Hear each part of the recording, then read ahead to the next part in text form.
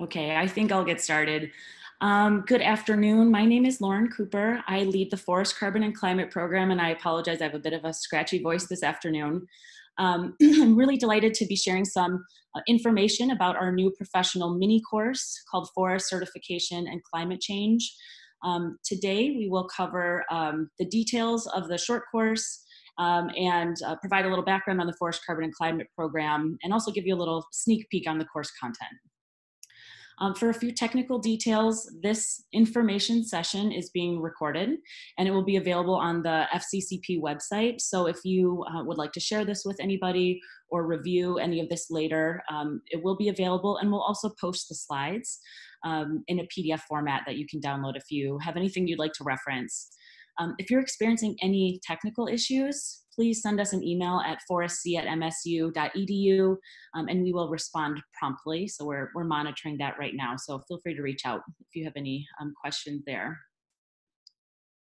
But you can also communicate with us through the Zoom chat interface. So there's a Q&A button at the bottom, and as well as a chat button here. We will monitor both of these, and we'll have a little Q&A session at the end. Unfortunately, I'm remote right now, so with my current setup, I can't see them while I'm sharing my presentation. So we'll circle around when I'm done sharing the presentation and answer all of your questions. And in the case that we don't answer them all, which I think we should be able to here, or if we cannot answer the questions for some reason, we will post, regardless, we'll collect all the questions and post all of the answers, including anything that we might have to dig around a little further on, and post that as a PDF on our website along with the recording. So here's just a quick agenda for today. We don't think this will be very long, but we do want to give you a brief introduction on the Forest Carbon and Climate Program, give you a quick introduction to the short course itself, show you what the online learning environment looks like, particularly if you haven't experienced online learning yet, and then give you a little content preview to give you a sense of some of the content, and then some details on registration and enrollment.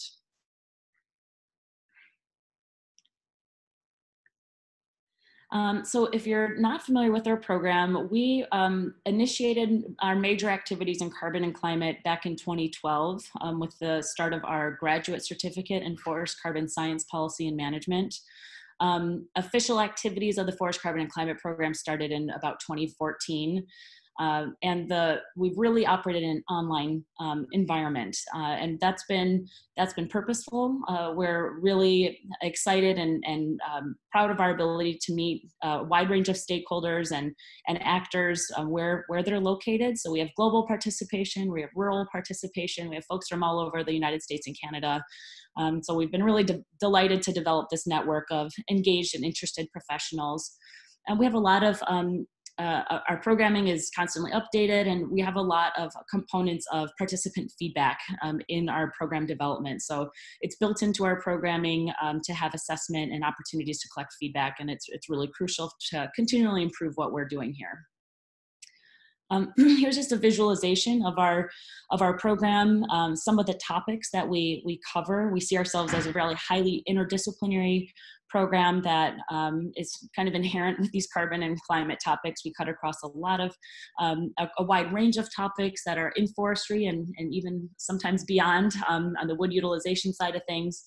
And through our analysis and interpretation, we have a range of outputs, including learning materials.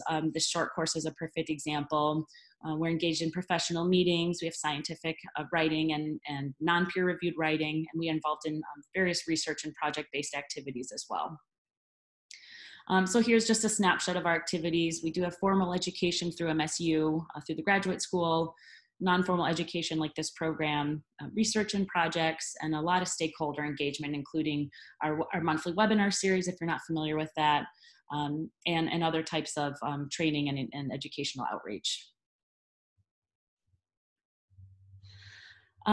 So for a little bit more on the background, our goal is to boost capacity for natural resource professionals, but also those in NGOs, government agencies, consultants, some that may not identify necessarily as a natural resource professional.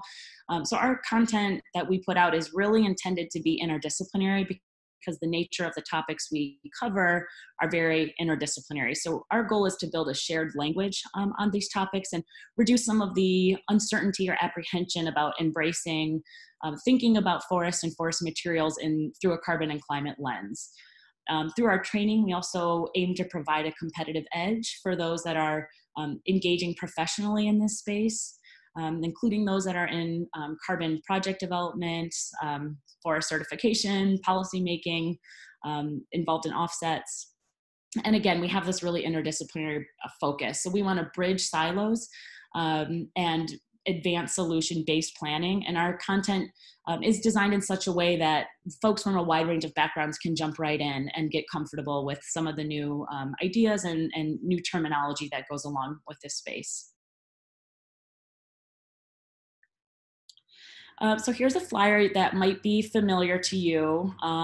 The start dates are unfortunately updated on this flyer. We're talking about the upcoming March session. We did have a trial run last fall for folks within the state of Michigan, so that's why we have these other dates on here. But here's a flyer that's introducing the key learning objectives, which I'll go over in a little more detail, and also the 3 sections of the course. So we call this a mini course. It has which I think you can see my pointer down here, has 3 modules. It has a conceptual introduction and overview, physical science of forests and climate, and then forest certification and climate change, which is the core unique module in this offering. And so for some background, this mini course is offered with support from SFI as part of a collaborative research project to identify connections between forest certification and climate change mitigation and adaptation. So the main goal of this effort was to identify shared language, shared concepts between sustainability practices, whether they're best management practices, BMPs, or forest certification, and draw tighter linkages to the world of climate smart forestry. And so that's really the goal of the module, is to help to conceptually bridge what those connections are. Now look at this a little closer. So here are the overall course objectives. We hope participants at the end of the course will be able to speak fluently and confidently about main concepts, science, and rationale behind carbon considerations in forest management. We hope they have a heightened awareness of key issues when managing forest carbon stocks and some of the ways to address them. We hope that they have an ability to incorporate climate change adaptation and mitigation strategies and forest certification standards, and an increased capacity to assess climate benefits of certified sustainable harvested products and chain of custody tracking. So actually stepping outside of the forest there. And here's kind of a high-level overview of this module. And so we posed the question with SFI: does the idea of forest certification equal climate smart forestry? And climate smart forestry and climate smart agriculture are kind of buzzy terms that are used a lot in the international space, and they have certain tenets about mitigation and adaptation. But we wondered, does forest certification actually encompass all or many of those values and those core principles? And so we took a kind of qualitative approach to looking through the standards themselves within the certification standards, and as well as some project examples. And we undertook some interviews to see where are there trends in these connections between this kind of known emerging language of quote unquote climate smart forestry. And we found there was kind of 3 major categories that we break down in some detail in the course, or quite a lot of detail. Category 1 are these core carbon and climate concepts. So there are these fundamental concepts, including climate change, mitigation, carbon, and adaptation. And we identified where these are in the certifying standards. Category 2 links to the management and carbon storage. So the core considerations for managing, measuring, protecting, and planning for carbon storage in forested landscapes. And category 3 are the best practices with climate benefits. So it's the step away, it's the broader practices that provide link to or allow for climate benefits. So those are examples, could be watershed management and biodiversity. And so here I'll transition. I'm going to go back in a moment into some more details about the course. And actually, I can see some of these. And so I've seen some of these questions coming in, so I will respond to these in a moment. I'm just pleased I can see them. I wasn't sure if I'd be able to. And so for this, for this section, I'm going to introduce you to the online learning environment. So in case this is new to you, we'd like to warm you up to the idea and the interface of operating in an online space. We use a platform called D2L, which stands for Desire to Learn. They also use Brightspace sometimes. I'm not sure which one is the one where we still, our web, you'll still see D2L on the web link to access this. So we use Desire to Learn. It's a password protected login, and the courses will appear in this space. Here's an example of what the course would look like once you're registered, and it'll show up in your online learning space. Here's what, again, the course format. We have these 3 modules. Each section has a presentation, a handout, terms and definitions, and suggested further reading.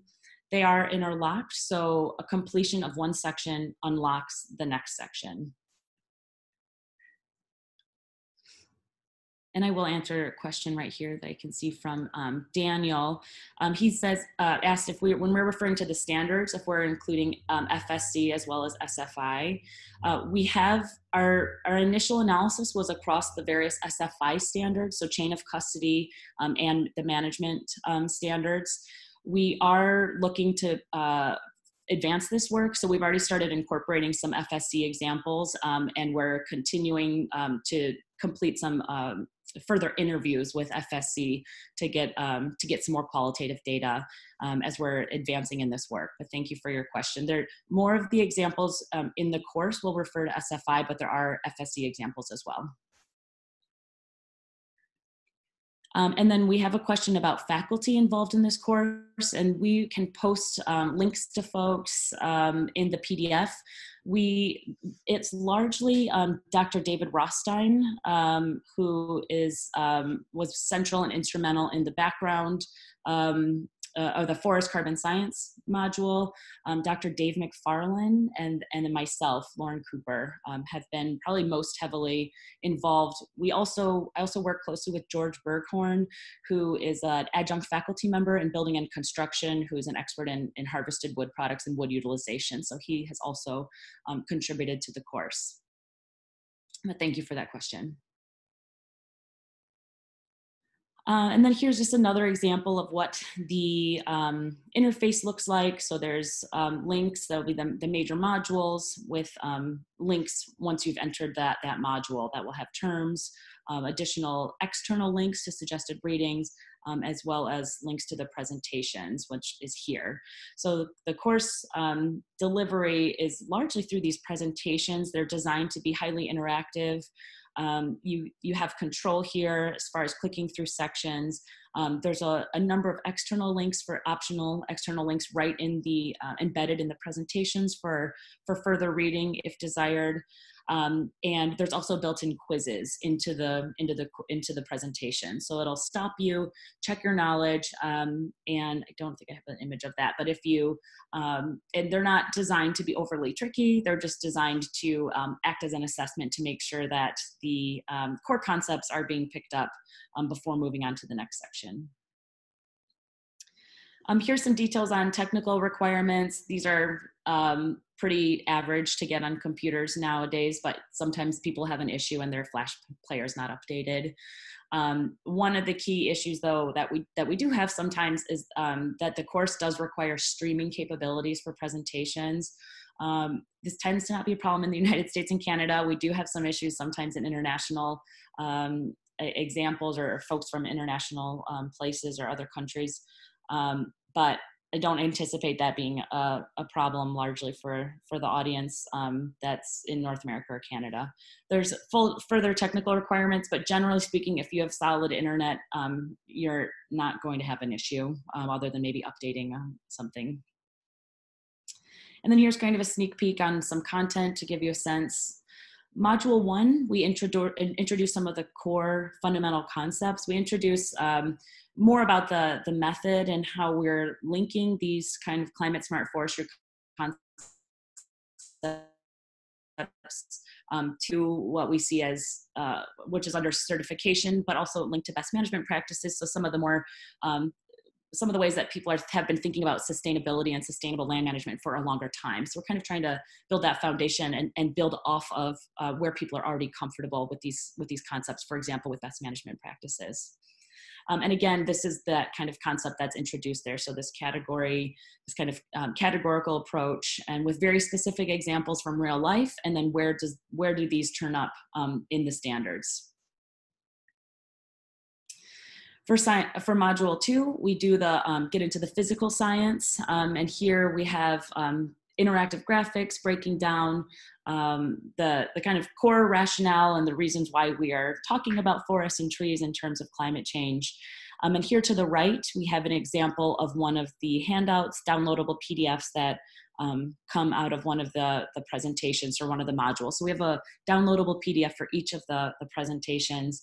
And these, what we can see here with the graphic, this is actually pretty animated. So there's a lot of movement and visual interest when you're participating in the online learning. And here's an example of mitigation and adaptation. So this is, so we're kind of now in this module 2, just going back to this.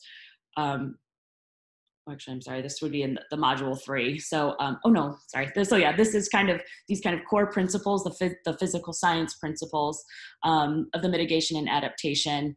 And actually, I'm sorry, this would be in this module 3. So once we're in module 3, we start bringing in these concepts of the certification and how does this link with existing practices that are now getting tightly linked to this idea of climate smart forestry. So here we have an example.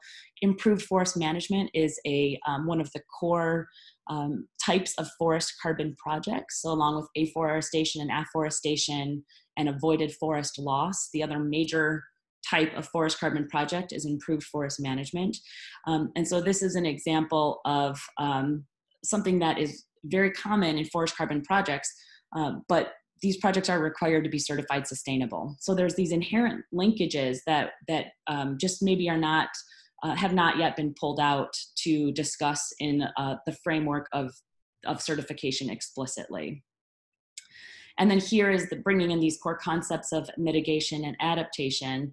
And what we do is we highlight some of these core principles that harvested wood has received a lot of attention for being part of a climate solution, but it only provides that value if it's sustainable. I mean, we all know about the challenges in international contexts in developing countries. And so certification can be a path to ensure that sustainability in management procurement and even to secure those climate benefits. And so we have these kinds of, these are kind of becoming known examples within the literature and the science of this space. And then here's a really specific example from one of the SFI guiding standards, is their core principles, which highlights the role of forest productivity and health. And then linking, could be linked to adaptation here. To protect forests from economically or environmentally undesirable levels of wildfire, pests, and disease, et cetera, and maintain long-term health of the forest. This can also be viewed explicitly through a lens of climate adaptation. And with this idea that resilient, healthy forests is climate adaptation. It's fundamentally what it is. And especially if we have uncertainty and changing conditions going forward, these resilient, healthy forests are our best bet to not lose carbon over time. So these are the ways that we're trying to very explicitly link some of these principles that are very comfortable outside or in this kind of climate smart forestry space, or those that work in carbon and climate topics, but maybe haven't made their way all the way into forestry industry communities. And we're aiming to help reduce some of the barriers or even present some of these ideas for the first time. And then just some details on registration and enrollment. Let me see if there, quick question here. Somebody asked us if it's only possible to take module 3 at this point. Unfortunately, we don't have it set up like that. But Erin, if you want to email me could think about how to offer that. But it's correct that the 3 modules do build on one another. And so it probably is best to consider taking them in order, because the concepts were kind of designed to be interlinked. But I'm happy to chat with you offline about that as well. So just some details now on the registration and enrollment and what this looks like. You can enroll by accessing our storefront through the forestry department. We are currently creating a video to make this process as easy as possible. Receive a number of emails from different MSU related email addresses confirming different steps. And you receive a community ID that's created it's with our online education specialist, and it's created with the email that you sign up with. So that email will still be connected. So if you use your professional work account or your Gmail account, that's where you will continue to get some correspondences through. So it can be important to keep that in mind up front. Where do you want to get emails? And then you can log in. Once you have your community ID, you'll log in to D2L, and you'll receive notice when the course will open and when it will be visible to you. Here's an example of the storefront, what this looks like. We have a number of course offerings on here. And again, to take this course, you'll be looking for the Forest Certification and Climate Change course. Course fees, it's $250 for this course. For returning participants, anyone who's taken a course with the FCCP, it's always 25% off for additional programming. And we also wanted to highlight here that we've worked with the state of Michigan, the SFI Implementation Committee, and we'd be happy to work for reducing pricing for folks from the state of Michigan. So we'd be happy to work with any other states if you wanted to incentivize participation in this course to fulfill continuing education requirements. We'd be happy to talk with you about doing that in your state. Upon the short course completion, you'll get a certificate of completion. Oh, and I do have a question here about group pricing, and I'm happy to look into that. We do offer different types of group pricing. So depending on if you're an NGO or a company, we would have slightly different, or nonprofit or a for-profit institution, we have slightly different guidelines about that, but I'm happy to explore those options with you. So please reach out, because that has been something that's worked. We've had some state teams come through, and then again, I just mentioned some support that was provided through the SFI Michigan Implementation Committee, which could also count as a group as well. And again, once you're looped into the FCCP, we offer 25% off any future courses. So this could also be a strategic way to go, because this is our less expensive course. And if you wanted to advance into our Understanding Forest Carbon Management course, you would be able to have discounted pricing there. And you will receive a official certified certificate of completion when you are done as well. And I will talk about continuing education credits in just a moment here. Oh, and I just got a question about the total time commitment. So this is a great question. Sorry if I didn't get to this earlier on. I think I was supposed to mention this when the announcement slide was up. We expect this will take about 2 to 3 weeks to complete, and I don't have the current estimate of the hours in front of me. We've already done this for the state of Michigan, but it's usually we plan, if we say something takes 2 to 3 weeks, we expect it to be like maybe 2 hours for each of those weeks. So it's not expected, it's designed for professionals. It's designed to be something that you can, knock out, but we still, hope to get your undivided attention while you're participating. But then there's some optional readings. And so if you have specific areas that you want to do deeper dives on, we make those available to you. But to get through the core content, it's about, it would be probably about like 2 to 3 hours. And we estimate in this case per week. And this course we estimate is about 2 to 3 weeks. And so to just talk briefly here about some of the other continuing education credits, we are going through a process of being formally verified with SFI. So we have been approved in the state of Michigan, and we just wanted to, before we put a number out here, we wanted to double check with SFI, but we have been approved at the state level. So we will have kind of more firm information on that, hopefully within a day or two here. And again, if you are part of an implementation committee. We're still setting this up, but we've already done this with the state of Michigan, but we'll need to know if your state is approving these credits, because we'll probably get questions about it. And we want to make the process as easy as possible for you. So we will handle tracking and reporting back to the state ICs. So please reach out to us. Let us know if this is something that you would like to approve, or if you have any further questions, but that we would track participants from your state and report out probably within a couple of weeks after the course close date for each session. And we offer this 3 times a year. And we are pursuing other types of credits. So for SAF, we have 5.5 Category 1 hours for this course. And we're also looking at ISA credits as well. So we will have more information on that soon. And I'm available now for any further questions. Here's our contact information. Again, forresty@msu.edu if you have any further questions. If you're an individual taking this, please let us know if you have any specifics that you'd like to know about. I do have some questions coming in here.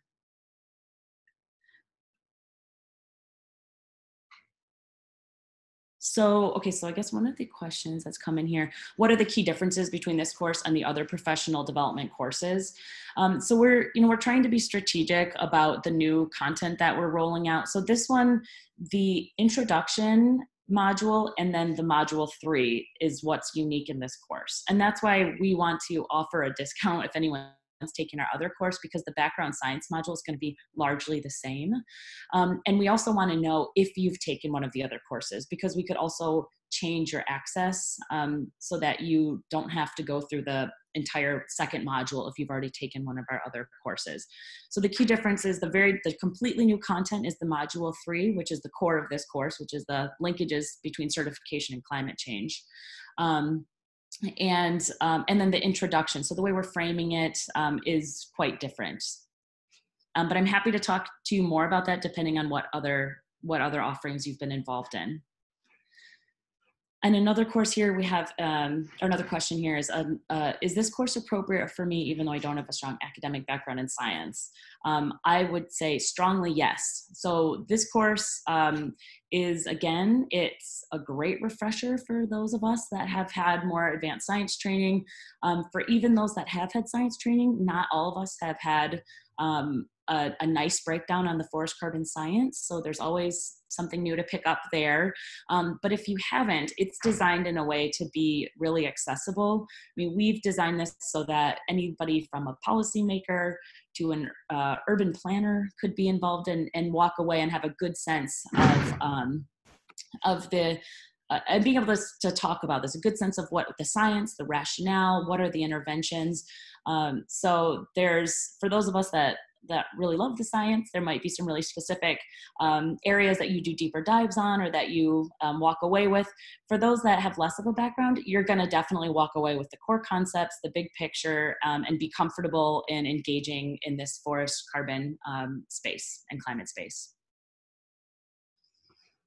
The open window for taking this course. So let me go back here. Oh, I forgot we don't have this updated. So because it really only takes 2 to 3 weeks to complete, we keep it open for, I believe we have this open for 3 months. And I might be mixing this up with our longer running course, but I believe it's 3 months. So really, and it's completely go at your own pace. So technically the course opens here in the first couple weeks of March, but you are welcome to jump in. You could jump in the middle of April and have plenty of time to complete it. And technically, since we're really only talking about a couple of few hour chunks, if you're motivated, you could probably knock this out in a week. So we want to, you're all professionals, and so we want to be able to give all that flexibility for you to know how you'd like to use your time. And so my program coordinator just confirmed it is 3 months that it's open. So technically we open in a couple of weeks here, but we have a lot of time to get folks in and get folks through. The close date will technically be June 9th. So if you're signed up, we'll start bothering you to wrap it up pretty heavily by the end of May. So if you don't want to get a bunch of emails pushing you along, then maybe target being done by the end of May. see if there's any other questions. I think I have one coming in here. Yes, so I did just answer your question, Ben. The course does time out, and we do this for a reason, because getting feedback and hearing about people's experiences is really important to us. We like to officially close the course and refresh it. So we kind of, there's a lot of external links, and we don't want to have dead links. So we like to go in there, make sure everything's working properly. In some cases, bring in some feedback. We've gotten really great suggestions from participants in other courses that we take really seriously. So sometimes we have to add a slide here or there, or add a couple of bullets. So we do like to officially, we would close this course June 9th, and then there'd be a lag before the next session starts again.